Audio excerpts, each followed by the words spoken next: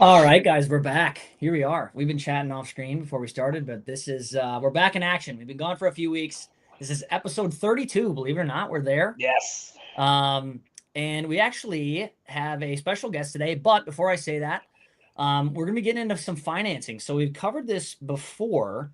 Obviously, is being coming. I mean, it's the importance is ridiculous, right? But we're gonna get a little deeper here because we've got some special guests that are it's very relative to their world that Tom was able to bring in. So Tom, I'll let you take it away. The band's back together. We'll go ahead and introduce who we got here, and we'll get the show on the road. Thank you very much, Colton. As I believe some of the listeners know that has watched in the past, I have a company called IHCS Finance, stands for In-Home Comfort Solutions. At IHCS Finance, what we do is we work with contractors to help them with their consumer and commercial financing. We act like a back office finance department so they can give us their customers. We figure out where their score is and we can help them, whether they're great scores, medium scores, or not so great scores. Fortunate today, we have one of our very strong lenders with IHCS here. She is with a lender, and she's going to tell us a little bit about kind of the state of the union and the finance space and what have you. What's nice about this particular lender is that she can cover not only the prime, but as well as what we call second look in the industry, from 850 to 550. Most lenders are either prime or their second look or they're the low credit scores. She's prime and second look, which makes our life a little bit easier, and we're really excited to have Sure. Michelle. Please welcome Michelle. Yeah, thank you for coming, Michelle. Appreciate you being here. We're excited to hear from you. You bet. Yes. Michelle, Hi, Jason. how are you? I am good. Very good. Good. We're excited to have you. So it's definitely Yeah. a hot topic. We go over quite a bit. So we'll let Tom to keep taking it away. But I know there's gonna be a ton of questions. Yeah, let's just jump into background, Tom. Whatever you want to hit first. Let's just get the ball rolling.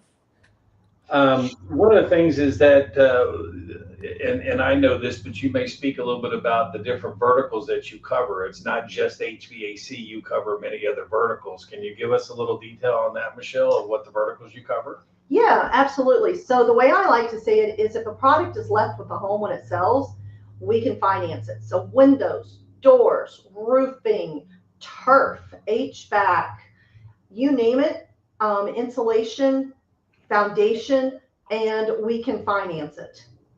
And remember, folks, people buy payments. Absolutely. Tom got his signed frame now for anybody that is going to listen to this and watch the live stream. It's he's got the signed frame, so he's getting serious on his side. Well, and he's totally correct, because if you think about it, if you go to check out on Amazon, if you go to check out on Home Depot, any Absolutely. website you go to buy on these days, the consumers are 100% sensitized to paying for things with a monthly payment, leaving their money in the bank, and financing it. It's just the way that the world has become over the past couple of years. Correct. Yeah, you're right. I mean, it is quite literally everywhere, right? Obviously, we're going to get specific in terms of our industries in the home service space, but it is everywhere. Like I just went. It's funny that you say that. I went. I bought like a hat or I don't remember what it was. It was something so small, but it was like the option was there, and I'm like, are you kidding me? Yeah. So it really is everywhere. But and Tom yeah, Tom was nice enough for context here. Tom was nice enough to send over some of the things he wanted to talk about and some questions and stuff. And there were some things that stood out to me in my limited knowledge, obviously not being in the finance space, just working with companies through that process, and obviously them having lenders and things of that nature. And Tom, you just briefly talked about it, so feel free to cut me off if I'm jumping the gun a little bit. But in terms of like the second look, and Michelle's ability to be able to look at prime, which I don't know, do you guys first questions first, do you have like a breakdown, and is there usually like an amount of customers that are prime, amount of customers that are subprime? Like, is there a percentage that you're usually seeing? And then with that being said, I mean, how important, if you could just talk about like how many deals get done in the second look? How much of a difference does that make? If I'm asking that question even correctly, two questions there, I guess. So percentage wise, it is really geographic specific. Yeah, that makes sense. As to the breakdowns of what's going to come into the higher level prime, the mid, and the lower. It's very demographic based. Yeah. I'm thinking if we're looking at A and B paper, probably about 55 to 60%. Really? Is what we're seeing. It's also what I've found out. So a little background, I used to be a contractor before I came to what I call the dark side of financing. And what was I going to say on that? I don't even remember. But it's time of year. It's also Okay. time of year based.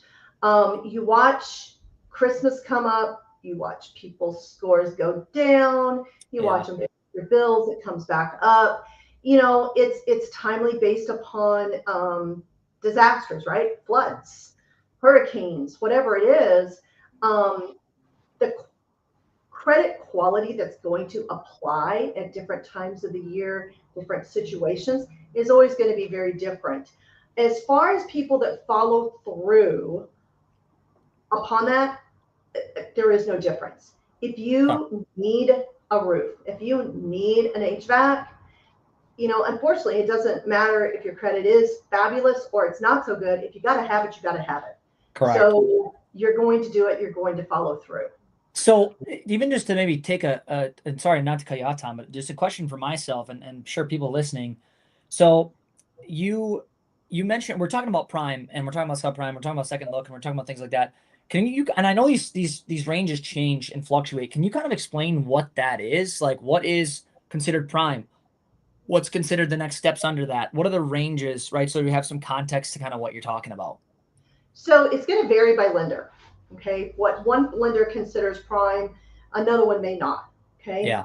But generally speaking, a prime, even if you were going for a mortgage, right? I literally just bought a house. Even if you're going for a mortgage, your prime is going to be in that 700 plus. Okay. That's what it's going to be. Your middle of the road, those 600 to 700s, but the sub prime that very few lenders will approve is that 550 to 600 range. Okay. What do you see? That makes complete sense. And Tom's talked about that in the past, and I've just kind of picked up on the lingo a little bit because he'll say people will buy down to a certain amount, right? I'm assuming that's like what he meant, like to buy down as low as. Is that kind of what you were talking about, Tom? Like as low as 700 for prime, or as low as. And what we've seen also in the past couple of years is what someone would call themselves, like, for example, one of the bank partners that we use, they used to buy down to 630. Now with as credit card debt going high, first payment defaults becoming higher than normal, they're moving their FICO floor up. So if they're a prime that used to buy down to 630, now they've moved it up to 680, 700. Now that leaves a void below them, and somebody's got to fill that. That's the beauty about Michelle and her lender, is that she covers from 850 down to 550 FICO score. When you go to a customer's house and the grass is cut real nice and there's two nice cars in the driveway, you can't expect them to have an 850 FICO score. Correct. Okay, so being able to go in there, sit at the kitchen table, present the quote, and then ask how they're going to pay for it, and they say financing, and you ask them how's their credit, they go, oh, pretty good. Yeah, pretty good. That usually means they have to get the credit. So from that standpoint, you have the dealer, the contractor, has to have options for all credit scores because he doesn't know going into the house of what that's going to be about. And Michelle's able to. She can run that range. Down to that 550, that second. I think we can relate to that pretty drastically. I mean, we are always on here with Jason, and he's always doing his lawn. He's always cutting stuff. The other day, and I was texting him with the other day, and he said, "No, I'm only a 450." I didn't know. I'm just kidding. I'm kidding.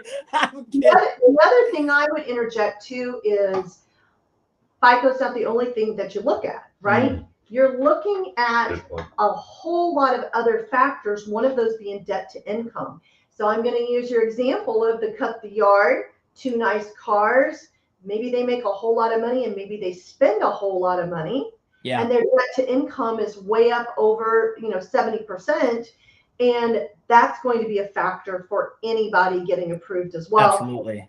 And we look at like 138 different factors when we're approving people. So it's more than just that credit score.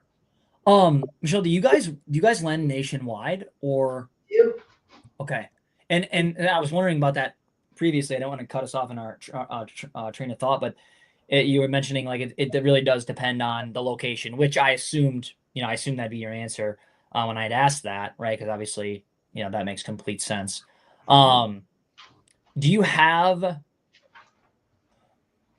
like certain processes set up for different, like, let's just say you have a location, for a fact they're going to come through as a subprime, or like, no, I shouldn't say for a fact, but the odds are high, right? Do you have a different system of process that you go through there, or is it all the same and then they just funnel to where they belong type of deal? They funnel to where they belong. You cannot, there's a Truth in Lending Act in this world, and you cannot discriminate based upon geography, age, Gotcha, race, or anything else. So nope, everybody falls into the same bucket. Everybody falls out into wherever they belong. that makes sense. How long does your process take? So like, what does that turnaround look like for the contractor? So of course there's an algorithm. Everybody has a software algorithm these days. If it ticks all the boxes in that algorithm, which I believe we're at 55% ticking, is it higher? 70% automatically get approved at this point in time, or declined, automatically decision. That's the right Yeah. word. Yeah. If it doesn't tick all the boxes in the algorithm, we have an entire team of underwriters who pick it up, open that file, and manually underwrite it. That takes about 10 minutes. If it ticks all the buttons of the algorithm, it's less than a minute. Wow. Okay. So it is right away. Oh yeah, absolutely. And just kind of like gearing this towards, right, that kind of our listener base, right, which is these home service owners, these business owners, right? So what explain how important it is to have a lender that has the range of lending. Explain, give the, like, because I talked to many companies who are like, well, I'm with, it could be like Synchrony, or it could be whatever it is, right? And they're like, well, I know that for a fact I don't get anything down below this, right? And it's like, explain the process of, one, what's the way that companies, like, when do they need that? Is it right away, which I'm assuming is what it is? Then what does that process look like, and how important is that to be able to have that range, and how often do you see it utilized, and how many deals and do you think that saves? Right. Just give us kind of an idea. And that was actually my next thing to talk about. But one of the things is that it's so important to we do an awful lot of sales training with the contractor, right? So to your point, if you're just a prime lender, you've covering the top part of the FICO band. It's important to have obviously lenders that can cover the full FICO band, but more importantly, it's in the training to the sales techs that are sitting at the field to let the customer know that they have financing from great credit to not so great credit and everything in between. Because how many times have you been to a house, Jason, I'm sure, that you give the quote, it's $12,000, and they go, oh, well, my husband's not here right now, or my wife's not here right now. I'm going to run it past them. What I feel that is that you haven't given them something to say yes to. So when you go into and you're sitting at the kitchen table, you give them the quote, hey, we have finance options from everything from great credit to not so great credit and everything in between. We have at Bubba's AC, we have the best chance of getting all customers a finance offer. So in other words, you're taking that objection right off the table from the standpoint of she's like, oh, man, I don't have not so great credit. So in other words, and you can expand on that, Michelle, as far as is having that option of what she can bring to the table with the cover and the score is so important, because you don't know what that credit score is. And then there's also, as she said, the DTI situation. So yeah, there's nothing worse than, poking a pin in the balloon at the kitchen table with the homeowner because you've got, do I think it's phenomenal to just be able to put in one application and cover the best credit down to the lowest credit one time? Yes. In your example where there's a Synchrony, that can be uncomfortable for a homeowner to run it through, get declined, and then you say, well, I've got another one. I can do this other one over here too. It's good. But I mean, you got to have it. But it's really nice just to put in the one application and know if any chance world of getting it approved, it's going to get approved. Yeah, your drop off rate, and Jace, you can probably talk about this a little bit too because you've been in the field and done this. What is that? I mean, obviously that sucks for a homeowner. Do you ever see, and I'm sure you do, ever see drop off from deals because it's like, oh, that didn't work. The next one's not going to either. I don't want them to hit my credit again. Maybe they don't understand how that works about like credit hits or whatever. Like, I'm assuming you've seen that in the field, Jace. Yeah, so what you do is you actually see a lot of kind of back to the spouse thing. Like one gets declined and say, oh, actually, I'll use my cousin or I'll use my father, but they're not here. So if you can just give us a call back, we'll go ahead and we'll run it then, or send us another application, we'll do it. And then the second one never follows through, right? Because correct, they've been bothered at that point. But to that point, as far as going into having financing as being a tool in the tool belt is huge in this day and age. And we've talked about it 100 times on here. As far as having that waterfall system set up, right? We have people where the economy is at a debt. Right now, everybody's debt ratio is pretty much almost kind of peaked out. Everybody had to use credit cards. We're up at 80%, pretty much where everybody's at as far as charge. We're now starting to see kind of that turn as far as when people were getting the financing and getting the loans for the homes and mortgages. That's starting to catch up to people. So now, as to Tom's point, you're starting to see people default on some of these. Bankers are getting a little bit nervous now. So like, hey, we need to bump this up. We need to tighten things up. So there's a lot of things in the finance world that has been taking place over the past year that financing has made it just a little bit, I'd say a little bit more creative that we have to get on our side. So have your you customers seen are tighter. I was just going to ask Michelle, have you seen a change? This is something we've actually not even asked Tom. Have you seen a change in the last 5 years in terms of volume of deals that are financed versus not? Or do you feel like that's pretty number of deals, like those being financed? Oh, absolutely. Yeah. Absolutely. I mean, I've been at this particular company for 4 years, and the growth, the amount of new dealers coming on, more applications coming through, more funding dollars going out. Absolutely. It's just, it grows astronomically. Yeah. And I figured that's the way that it'll go. I was just curious to ask, because like I said, I do talk to some, and they're like, and it blows my mind even a little bit. And quite frankly, I'm like, I don't really know if they have an idea what they're talking about, or if they're doing it the right, or if they're selling enough volume, because it doesn't make sense to me. They're like, everybody that I see writes a check. I was like, well, you're not selling enough then. And that's the first thing in my mind.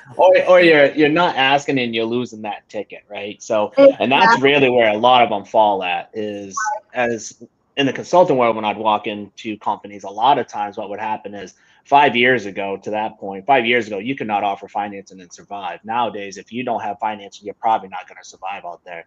And if you are, your average ticket's probably around 350, 400. If you compare an average ticket to a company that has financing and one that doesn't have financing, it's night and day. It's almost double digits. So it's a big game changer.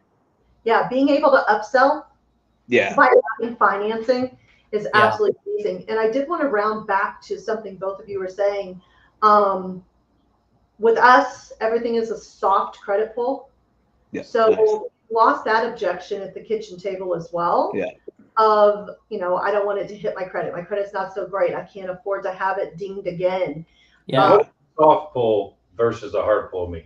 The soft pull means that we can see all of the information that's needed in order to do an approval or not offer anything back. You can't say decline because you didn't do a hard pull. So you just don't find an offer. We don't, and it doesn't. Okay, so if somebody has Credit Karma, they're going to say, oh, but I saw it. Yes, but it didn't affect your credit score. You can see someone checked your credit, but it doesn't affect your credit score. The soft credit pull does not affect your score. Correct. Credit pull is going to ding you. How much is it going to ding you? The better your credit, the less. The worse your credit, the more that it's going to hurt you, because the more credit pulls you have over a 12-month period, the worse it's going to be on your credit score. We don't do that hard pull until both the homeowner and the dealer have signed those loan documents. That makes sense. We don't touch their credit until then. That makes sense. Therefore, basically, the customers that's in the shopping mode or whatever, where maybe, as opposed to some things you were talking about earlier, where that customer got ran on 5 lenders, and next thing you know, there's got quite a hit on if they're pulling hard pulls versus the soft credit pull. So that's phenomenal that you're doing the soft credit pull until the final decision to leave the finance doctor sign. At that point, it becomes a hard pull. Do you have much of a fall off between the customers after you pull the hard pull? As far as is there any customer that may have gotten approved, but then once you pull the hard pull, that there's a denial? Good question. Oh, never. Okay. Never. Our soft credit pulls are 100% guaranteed. Okay, good. So they're already far enough down that sales process where they're good. Yeah. Okay. Yes. Nice. We ask for all the information that's needed, even on our soft credit pull, so that it is 100% guaranteed. It's good. Nice. Yeah, that makes sense. Yeah, Tom, that's huge. Not to jump the gun too, because you have a different order you want to go in here, but something I noticed when you send stuff over beforehand. What is going on right now? I just did my list of questions on the ground. You go ahead, Colt. You're doing a great job. I was gonna ask you, it's because this kind of touches into my world, so it's important for some of the people on the marketing side, right? Like we have people that market finance options all the time. Which was my next subject, by the way. Go ahead. It's almost like you sent me the questions before the It's You're almost right, just like I did. It's almost just like I'm so good I don't need to have the paper in my hand.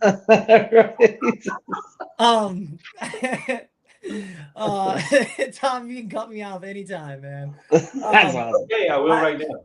Okay, perfect. Go ahead, Colton. So no, this one was relative to me because we run finance stuff all the time, right?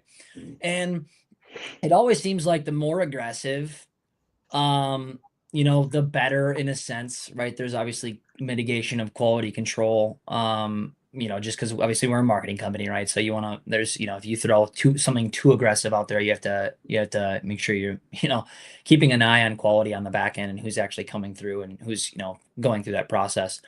But do you see, and maybe I'm getting too far into the woods here, but do you see any like certain offers that you see people really trying to take you up on often? Is it always the most aggressive is the best? Is it always Tom's got a sheet that no one can read? Well, that's but yeah, that was my question. Let me ask you the question, because basically, what I'm holding up here is one of those home flyers or home magazines you get in the mail or that comes to your house, and on this particular one, it's saying Goodman 24 months 0 interest financing available on 16 series and above, and in little small print, credit card fees apply, offers expires, blah, blah, blah.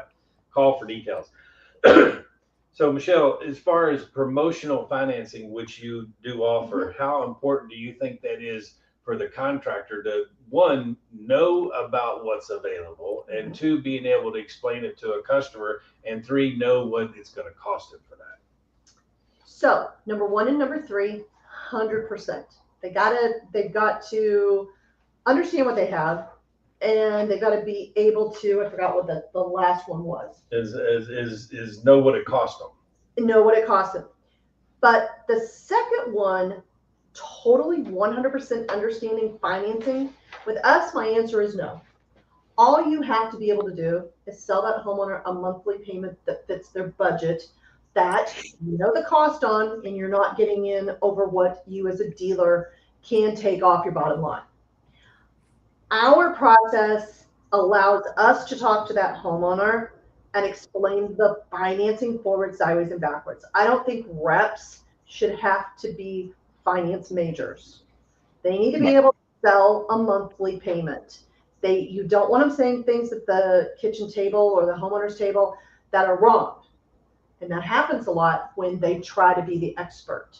So I agree with you on your first and third point, but no, I don't expect them to be the finance experts. That's your concierge team's job. And that's what we do a lot in talking to the customer. We say for the HVAC company or a home improvement contractor, you go show the steel, make the deal, and then turn it over to us. We know what your parameters are on the lender fees and what have you. We're going to get the best possible payment approved for the customer at the lowest lender fee for the dealer. So we play a big part in that concierge service of being able to manage that process. Our goal is for the customer to say yes. And we're not exactly sure where that is. Someone wants the absolutely lowest payment, and then you say, okay, I can give you 180 months. And the customer says, 180 months? How many years is that? I don't want to pay for it forever. But we explain to them that it's a matter of you're buying a payment. It's a no prepayment penalty. So if the payment is $110, you get short 1 month, you got $110. If you've got a lot of cash, send them $500 or $300 or $200 or whatever. But if it gets short again the following month, you got the $110 payment. So buy payments. Yeah, that makes sense. Do you have So any data? Go ahead, Jace. Yeah, no. So just really kind of to the point of the listeners. So you got a contractor sitting there like, yeah, man, we need it, and we need to get involved in this finance and in our pool plan.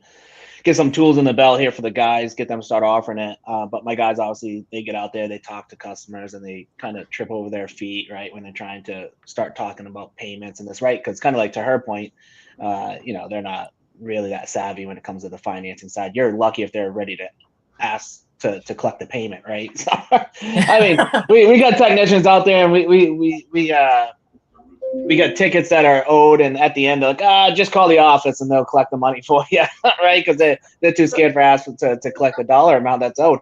But in that point or situation, you guys offer a service which is the concierge service, right? So what's that? So if I'm a contractor and I'm sitting here and listening to this, I'm like, okay, this is something I'm getting involved in, but I know my reps, like I said, they want to turn a wrench half the time. They don't want to really do anything else outside of that.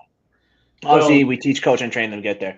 So to a contractor, what does that process look like that on the services that you guys can offer to them to kind of, because they're all going to be about ease of use and convenience, right? Well, if you're a contractor, you may have multiple lenders. You may have one for prime, one for second look, and then one for the low credit scores. But what happens is you talk about the customer experience. You go to sitting at the kitchen table, you give her the quote for $12,000, and it's like, how's your credit, Mr. Jones? Oh, pretty good, pretty good. Okay, so then the technician runs her through the prime, and she gets turned down. Now you're sitting across from the kitchen table for her, and you're looking in her eyes like, hey, you got turned down by that one. Let me try another one. And then they try the second look guy, and she gets turned down again. Now she's really embarrassed, and it's like, you know what? Screw it. I need to talk to my husband. In other words, she wants you out of the house. From the concierge program that we offer, is that we get you give us the contractor gives us the customer's information, name, address, telephone number, email address if you have it, brand, SEER, ton, and price. We call the customer and we say, hi, Jane, my name's Tom from Bubba's AC Finance Department, and may I pull us off credit pool to see where you're at? Now we know, is she an 850, 750, 650, 550, or 450, or 350? And from that point, we're going to traffic her to the best possible lender solution that we have. Michelle covers 70% of that FICO score band with one lender. So at that point, we're getting that customer, we put the customer's information. If we get her approved, we tell her. For some reason, if Michelle doesn't approve that particular customer because of DTI or some charge-off history or the 186 attributes that she's looking at, whatever, says no, we have that third look option. But we're telling the customer, we're not telling the customer she got denied. We're saying, hang on, we're still working this for you. And then we get her approved. And now we're giving her, you're approved with this deal. Here's the payment and things like that. So customer experience wise, we're not saying no, yes. Yeah. We're saying, okay, let me get you approved, Ms. Jones. So when does that process take place? Like, when do you need to have that customer's information? Is it before the technicians are going out there? Just as a contractor, so let's say I'm a contractor and I don't know your process, right? Like, I know your process, but let's say I'm a contractor and I'm like, hey, I'm thinking about giving this Tom guy a call because I need to get financing into my company. I need to know, how does that process work? You need my customer's information. Do you need that before we roll out there? Do you need it when we're at the table? When does that call happen? We start by onboarding the contractor first off. We get all the information to set that contractor up in our system. But now the customer's set up. Basically, you can you go to the home and you have the quote. You can send us that customer's information while you're sitting there with the customer. Name, address, telephone number, brand, SEER, ton, and price if it's an HVAC. We then comes into our CRM. We have multiple ways to do that as far as special unique links and things like that. At that point, we go to work. We then, while you're, oftentimes in the front yard or sitting in the kitchen table with them, we'll reach out to the customer right away. and then we start our program. Can we pull a soft credit pull for quality assurance? We record all of our phone calls. Please state your first name and last name, what have you. We start the process, but we're working with them. And believe it or not, we do an awful lot of selling. In other words, and what I mean by that is that she's saying she's got a quote for a Ream 3-ton, blah, blah, blah. Is Ream a good, is that a good unit? I've never heard of Ream or Carrier. Yeah, oh yeah, that's one of the top rated ones. We're reassuring that customer of what you, the technician, is telling them and what have you. So we're validating the decisions that have been presented to her. But it's all about making it happen. What they want to know is they're approved and my air conditioner is going to be installed tomorrow, and I'm not going to have to sweat to death with a bunch of fans running in my house. And the way that I'm understanding it there, that's something that, to Jason's point, you got that information when they were in the home. You mentioned a saying earlier that was pretty slick, something about selling the steel, we'll close the deal, or whatever you said. Show the steel, make the deal. Yeah, there you go. So they're doing that all in the house right now. When we asked Michelle earlier, she's like, well, I have a 10-minute turnaround time if I have to go into actually manually doing it. Otherwise, it's auto-generated or whatever through an algorithm, right? So now how does that change the contractor's timeline, Tom, when they're sending that information into you and you go through that process? Is that now a 15-minute process? Or, like, is this, my question, I guess, is can they do it? Because if I'm sitting there and I've already sold it and I've got them loving it because I'm the sales guy, right? And I've got them loving it and they love the system. They love me. They're great. They're just waiting on financing. I'm sitting on pins and needles while you're trying to figure this out to figure out what I can get a finance for. So what is that? And especially if I'm an unexperienced salesperson and I'm not a very good salesperson in general, let's just say, right? That can be a very uncomfortable process for a tech or a selling technician or a comfort advisor. So what does that timeline look like? How soon can I give them the good news, bad news, whatever news, so I can get the hell out of the house or move on and get the deal done? Well, one of the things is that with our technology, we have special unique application links that the technician can have the customer fill out. That comes into our CRM, automatically pulls us all credit pull. We know pretty quickly. So maybe a couple more minutes for our process. Okay, so it's quick. Our technology, we get the application data. We then present it to Michelle. Goes through the decisioning process. There may be some stipulations involved. For example, if there's a proof of income, we may need a pay stub to upload or things like that. And that timeline is critical to talk about, because you have a contractor that says, well, we saw your podcast and they said it was 10, 12 minutes. Well, the bottom line is we're also dependent on the customer's reaction time of what it takes to upload that proof of income. Or maybe it's a situation where there's some question on the title of the home that they want a mortgage statement uploaded and things like that. So we have no control over how long that takes from the customer. But again, we're talking to the customer on the phone. We're staying on the phone with them. We're often telling them or teaching them how to take a picture of the phone and they even text it to us as opposed to sending it to an email. And we put it into a digital file and we're uploading it for them. So we're all hands on. We're a nice mediator from that. So, and I think what's key on that is the fact of you guys being hands on, because that's a big turning point for a lot of contractors. We can offer the other financing, and everybody knows the lenders in our space. So I don't need to go through them, but there's multiple financing options that we all have that have the waterfall program, but they don't have that hands-on. And the convenience, the ease of use to say to my technicians, hey, when you get out to this home, and I don't know, Tom, have you guys started implementing the pre-approval score rating before they get out there just yet? Have you guys started doing that yet? We're real close to, that's called Know Before You Go, and that's what we're working on right now. We've got some technical issues that we're working on, but we hopefully have that sooner than later to be able to give them a pre-qualified score. Jason, can you see Tom working on technical issues back there? Tom checking out Tom. Technical issues. Thank you. We've been working on the green screen forever. I'm here, I'm gone. I'm here, I'm gone. But you've got your hands full. I got my hands full. The key is, so I think one of the big takeaways from this, and any contractor that is listening to this is going to say, hey, where I really can put where you all can really put your thumb on the scale on this one is offering that service. That's what's going to separate you from the other waterfall programs that we all know of and we all love and we all use, and I use them. But the one thing that separates is the fact of that concierge service, because that really is one of the biggest hurdles. I don't care how much you teach, coach, and train ride outs and do side by sides and whatever you want to do inside of a home with somebody. The minute you walk out that home and they're by themselves, 90% of the time they're going to go back to their comfort zone, right? The comfort zone is, I hate asking for money because I'm a technician and I turn a wrench. And number two, I might ask you for financing, but hopefully that text message went out before I got here and I don't got to mention it to you, right? That's kind of their mindset. So there's a lot of things that we as contractors are implementing. Like we're doing things like the video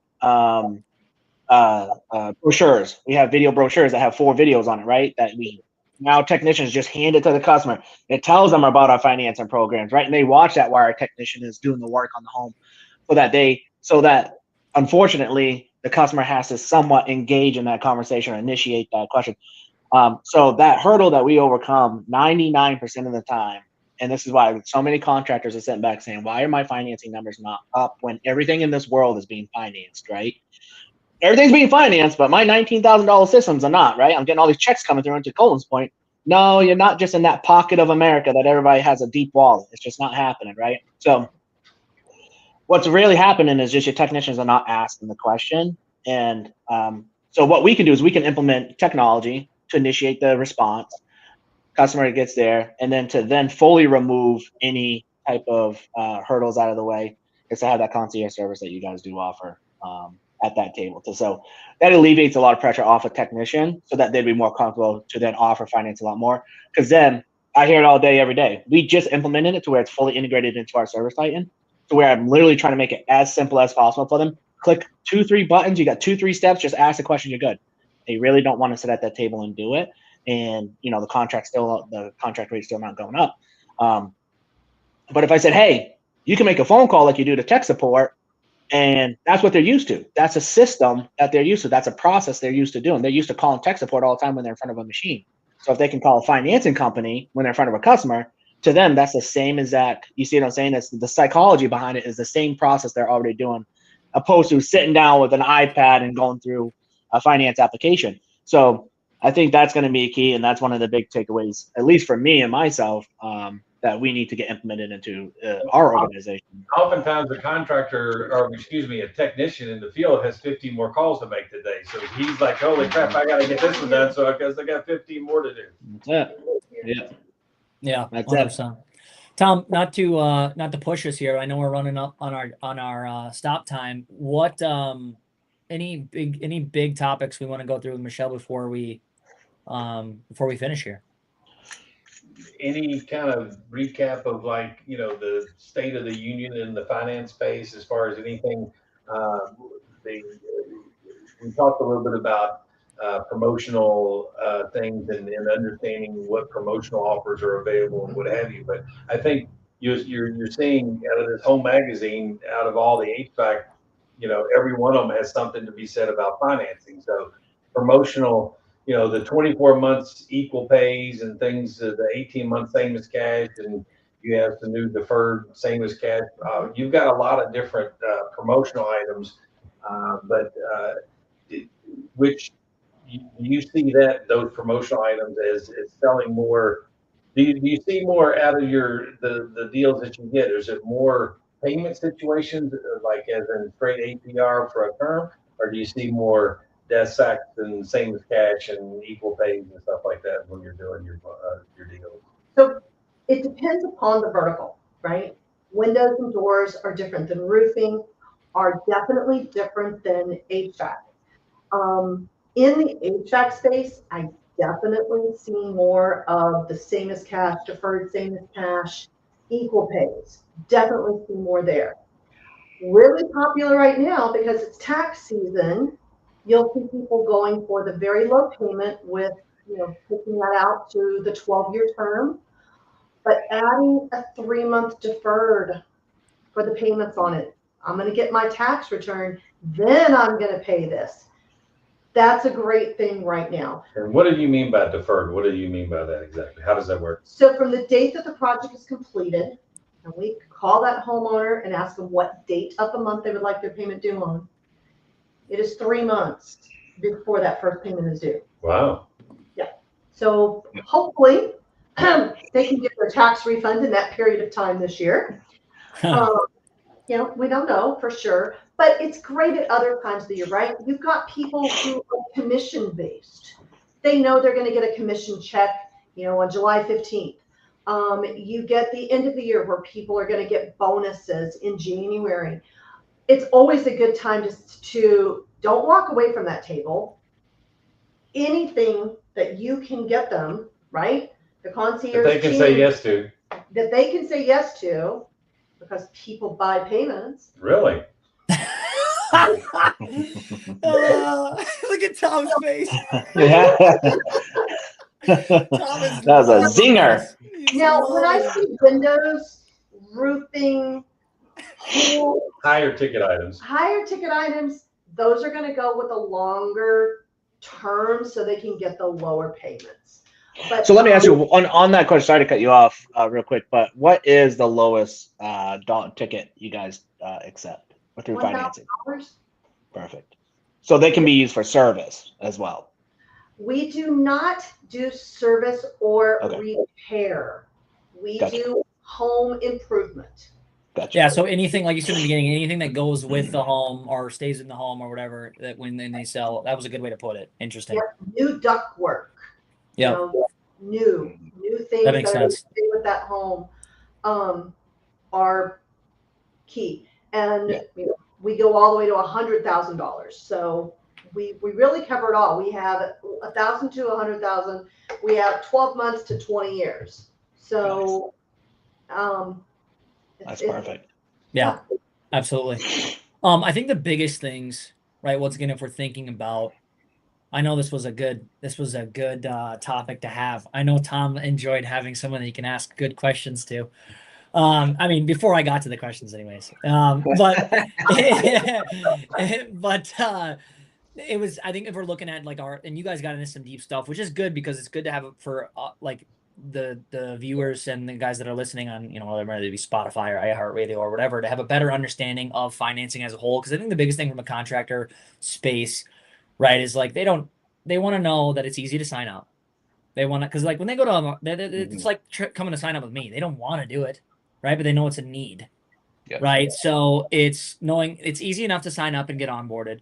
It's an easy process for their customer if they have a system down, because they don't want to. These guys are 90% of the time blue collar guys that want to just serve people. You don't. I mean, yes, I run into guys who start companies just to create a sales force. Yeah, but that's rare. Right. Yeah. Most of these guys are like, we have the best service and we have the best people and we treat people the best, and they don't want to inconvenience their customers with some salesy financing, right? Where it's like, if you can show that this is easy for your customer, it's good for your customer, you're going to be able to make more money because you can upsell ethically and give them a better system, and it's easy process to start. I think that's a win-win-win-win. Absolutely. Anything closing from you, Tom, Jace? Anything that we didn't touch? One of the things that you just put when you talk about financing and people buy payments, but in other words, if you're a contractor that's giving that good, better, best system, and that information comes to us, and we see that you have an $8,000, a $9,500 deal, and an $11,500 deal, and at that point, it's depending on SEER and whatever makes the difference in good, better, best. We're taking that information and talking to the customers, and we take it out of the $9,000, $10,000, $11,000, and we turn it into monthly payments. Well, you may be at this metal brand, and usually on a good, better, best, people buy the metal. But in the situation of is like, well, this one you're going from a 15.2 SEER to a 18 SEER unit. That's going to make an incredible difference in your power bill, things like that, because it's going to be more efficient.